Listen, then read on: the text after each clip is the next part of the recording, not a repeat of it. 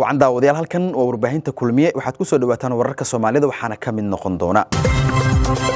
maamulka Puntland ayaa dawladda federaalka Soomaaliya ku eedeysay in ay sanadkan musuqmaasuqday arrimaha xadka iyadoona aysan jirin cid Puntland sanadkan ka xajinaysa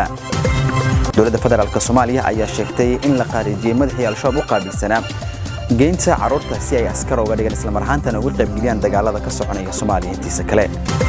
shir looga hadlayo arrimaha hubka ayaa maanta waxa uu ka furmay magaalada Muqdisho caasimadda Soomaaliya mas'uuliyiin ka tirsan dawladda federaalka iyo beesha caalamka xubno ka socday ayaa shirkaasi ka qayb galay akhbaaraadka dibaddana waxa ugu dooran dad ku dhintay dhismo ku soo dumay dalka Koonfur Afrika markale kula wanaagsan daawadayaal aynu ku bilowno qodobka ugu horeeya ee warkeena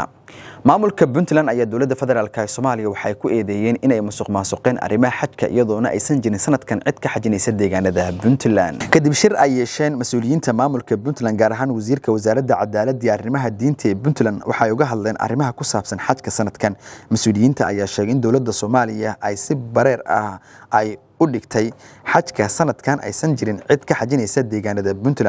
Puntland sanadkan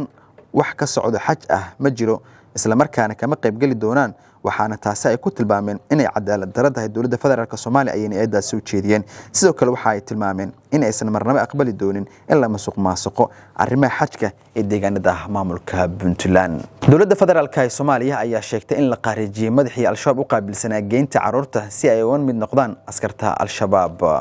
qoraal ka soo baxay dawladda Soomaaliya ayaa lagu sheegay howlgal ka dhacay deegaano ka tirsan gobolka Bokool in lagu dilay madaxii maleeshiyada al-shabaab u qaabilsanaa geynta carruurta si ay askar uga dhigtaan howlgal qorsheysan oo ay fuliyeen ciidamada xoogga dalka gaar ahaan guutada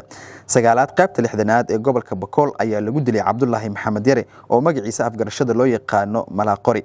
dawladda ayaa sidoo kale waxa ay sheegtay in howlgalkan ka dhacay deegaanka Garasweyne oo 50 kiiloomitir dhanka galbeed kaga beegan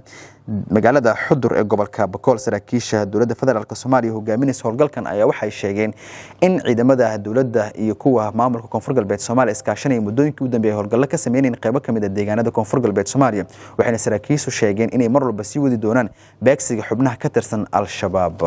shir looga hadlayo maareynta hubka iyo xakameynta rasaasta ayaa maanta ka furmay magaalada Muqdisho iyadoo ay ka qayb galeen mas'uuliyiin ka tirsan dawladda federaalka Soomaaliya xubno ka socday beesha caalamka waxa maanta magaalada Muqdisho ka furmay shir looga hadlayo xakameynta hubka rasaasta iyo sidoo kale walxaha qarxa shirkaas oo soo agaasimay xafiiska amniga qaranka shirkan waxa ka qayb galaya mas'uuliyiin ka socday dawladda federaalka Soomaaliya dawlad goboleedyada iyo sidoo kale xubno ka socday beesha caalamka shirkan oo socon doona muddo 2 maalmood ah ayaa waxa Muqdisho kaga furmay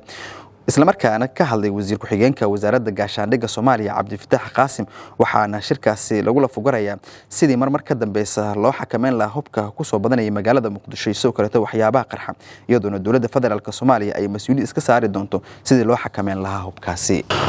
ugu dambeyntiina ugu yaraan 5 ruux ayaa ku geeriyootay 50 kalena waa ay ku dhaawacmeen dhismo ku soo dumay dalka Koonfur Afrika dhismo ka kooban 5 dabaq oo ku yaala magaalada Georgia ayaa dumay iyadoona dhimashada ay mar ka dambeysay ay sii kordhayso waxaana la soo badbaadiyay 24 ruux welina waxa la baadigoobaya dad ku hoos jira dabaqa hoostiisa kooxaha gurmadka ayaa waxay wadaan dadaalo ku aadan sidii ay u soo samata bixin lahaayeen dadka ku hoos jira dabaqa dumay xukuumadda ayaa sheegtay inay baarayaan waxa sababay in dabaqaasi uu dumo guud ahaan daawadanayntaas ku soo gabagabeynayna wararka oo kala socoteen radio kulmiye nabad iyo warsan